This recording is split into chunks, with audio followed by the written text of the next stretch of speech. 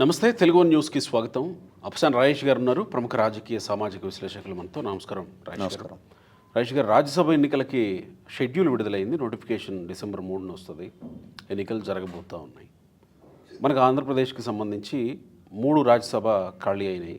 ఎవరెవరు రాజీనామా చేశారో తెలుసు. బేదమస్తానరావు, మోపిదేవి, ఆర్ కృష్ణయ్య, వీళ్ళు ముగ్గురు ఖాళీ చేశారు. ఈ మూడు కూడా కూటమికి వచ్చే అవకాశం ఉంది ప్రస్తుతానికి.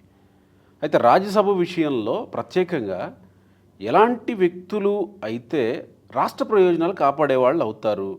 మీకున్న సమాచారం ఏంటి? ఎవరికి అంటే చాలామంది పేర్లు వినబడతా ఉన్నాయి, వాళ్ళకి ఇవ్వచ్చు వీళ్ళకి ఇవ్వచ్చు అని కొన్ని ఊహాగానాలు నడుస్తూ ఉన్నాయి.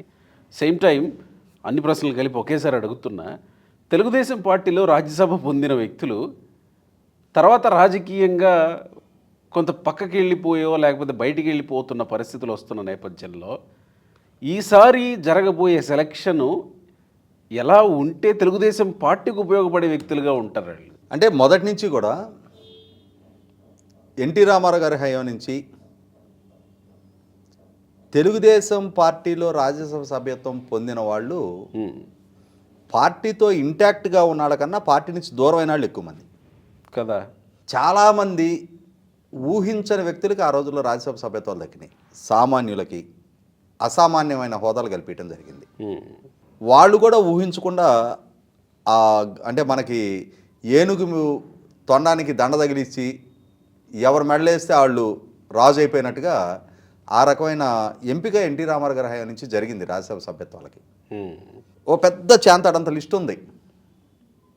తులసిరెడ్డి గారు, ఇప్పుడా గతంలో ఉన్నవాళ్ళు, సి రామచంద్రయ్య గారు, రేణుకా సోదర్ గారు, జయప్రద గారు, మోహన్ బాబు గారు, యార్లగడ్డ లక్ష్మీప్రసాద్ గారు, ఇట్లా ఓ పెద్ద చాంతాడంత లిస్ట్ ఉంది. వాళ్ళు టీడీపీలో రాజ్యసభ చేయటం, పార్టీ నుంచి బయటికి వెళ్ళిపోవటం. గుండు సుధారాణి గారు, దేవేంద్ర గౌడ్ గారు, ఈ మధ్య 2019 తెలుగుదేశం ఓడిపోయిన తర్వాత ఒకేసారి నలుగురు రాజ్యసభ ఎంపీలు. అవును, సుజనా చౌదరి గారు, టీజీ వెంకటేష్ గారు, సీఎం రమేష్ గారు, గరికపాటి రామ్మోహన్ రావు గారు, ఇట్లా తెలుగుదేశం నుంచి అంటే ఎవరికైనా వేరే పార్టీలో ఆశ్రయం పొందాలి అంటే వాళ్ళు తెలుగుదేశంలో రాజ్యసభ సభ్యత్వం అయితే బాగుంది. ఇంకా వాళ్ళకి డ్రైవింగ్ సీట్ ఇచ్చేసినట్టే వేరే పార్టీలోకి వెళ్ళిపోవటానికి. అట్లా ఒరవడు కొనసాగుతూ వచ్చింది. 40 సంవత్సరాల తెలుగుదేశం పార్టీ చరిత్రలో మొట్టమొదటిసారిగా రాజ్యసభలో తెలుగుదేశం పార్టీకి ప్రాతినిధ్యం లేని పరిస్థితి. జాతీయ స్థాయిలో మొదటి నుంచి కీలక భూమిక పోషించిన తెలుగుదేశం పార్టీకి రాజ్యసభలో రిప్రజెంటేషనే లేకపోవడం అనేది ఒక రకమైన అవమానకర పరిస్థితి. ఇవాళ ఈ ముగ్గురు, మోపిదేవి వెంకటరమణ గారు, బేద మస్తానరావు గారు, ఆర్ కృష్ణయ్య గారు రాజీనామా చేయడంతో 3 రాజ్యసభ సభ్యత్వాలకి ఉప ఎన్నిక జరగబోతూ ఉంది. ఎస్, మీరు అన్నట్టుగా 3 స్థానాలు కూటమికి మాత్రమే దక్కే అవకాశం ఉంది. ఇటువంటి స్థితిలో నాకున్న సమాచారం ప్రకారం ఆంధ్రప్రదేశ్ రాష్ట్ర ప్రతినిధిగా గల్లా జయదేవ్ గారిని రాజ్యసభకి ఎంపిక చేసి ఆయనకి కీలక భూమిక అక్కడ అప్పజెప్పబోతున్నట్టుగా వార్తలు వింటున్నా. కీలక భూమిక అంటే రాష్ట్ర ప్రతినిధిగా. ఓకే. అంటే ఇప్పుడు ఆల్రెడీ ఉన్న తెలుగుదేశం ఎంపీలు ప్రస్తుతం లోక్సభ సభ్యుల్లో రామ్మోహన్ నాయుడు గారి దగ్గర నుంచి శ్రీభరత్, అప్పలనాయుడు, కలిసేటి అప్పలనాయుడు గారు, తర్వాత సీఎం రమేష్ గారు బీజేపీ అనుకో, టీడీపీలో యంగ్స్టర్స్ ప్రధానంగా బాగా చదువుకున్న వాళ్ళు, బెస్ట్ కమ్యూనికేటర్లు కృష్ణదేవరాయలు గారు, పెమసాని చంద్రశేఖర్ గారు, బాపట్ల కృష్ణప్రసాద్ గారు, దగ్గుమల ప్రసాదరావు గారు, డాక్టర్ శబరి గారు, ఇట్లా మంచి టీం దొరికింది ఎంపీలు. ఇప్పుడు వీళ్ళకి చేదోడు వాదులు. ఆయన నాగరాజు కూడా స్కూల్ ప్రిన్సిపల్ సంథింగ్ ఏదో, అదే అంటున్నా, మంచి టీం దొరికింది ఎంపీలు. గత 5 సంవత్సరాల కాలం చూసాం మనం.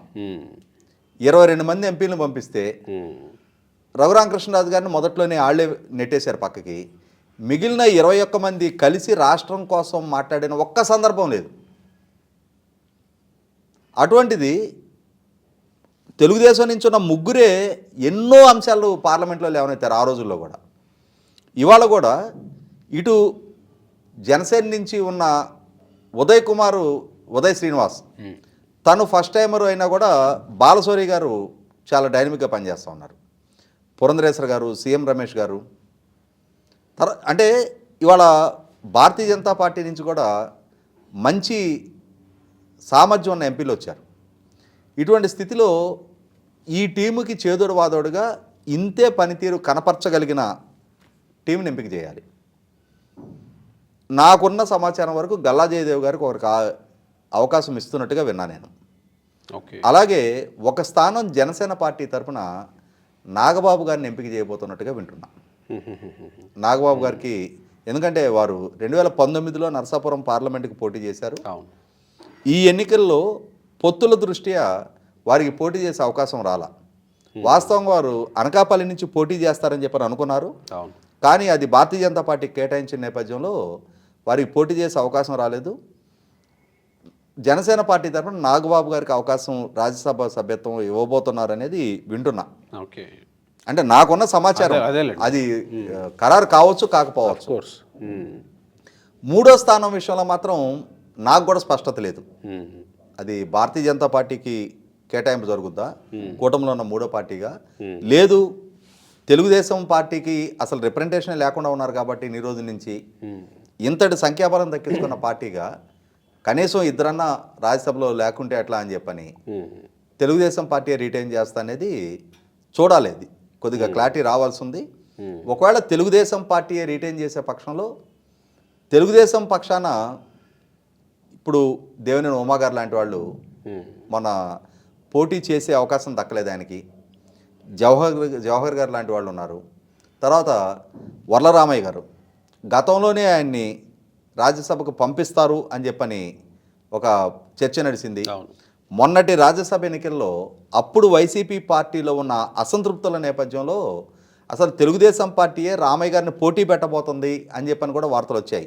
ఎలా అయితే ఎమ్మెల్యే కోట ఎమ్మెల్సీ ఎలక్షన్స్లో నలుగురిని తెలుగుదేశం శాసనసభను వైసీపీలోకి ఫిరాయింపు చేసుకున్న జగన్మోహన్ రెడ్డి గారికి జలక్కిస్తూ పంచుమత్ అనురాధ గారిని గెలిపించుకున్నారో అలాగే మొన్న వైవి సుబ్బారెడ్డి గారి బృందం గెలిచినప్పుడు రామయ్య గారిని పోటీలో పెట్టబోతున్నారని కూడా వార్తలు వచ్చినాయి. బహుశా వర్లరామయ్య గారికి అవకాశం ఇవ్వటం ద్వారా ఒక కాపు, ఒక కమ్మ, ఒక దళిత ఆయా వర్గాలకు ప్రాధాన్యత ఇచ్చినట్టుగా అంటే అలా ఇవ్వటానికి ఆస్కారం ఉందనేది నాకున్న నమ్మకం. అంతిమంగా ఏ విధమైన ఎంపిక జరుగుతుంది అనేది చూడాలి.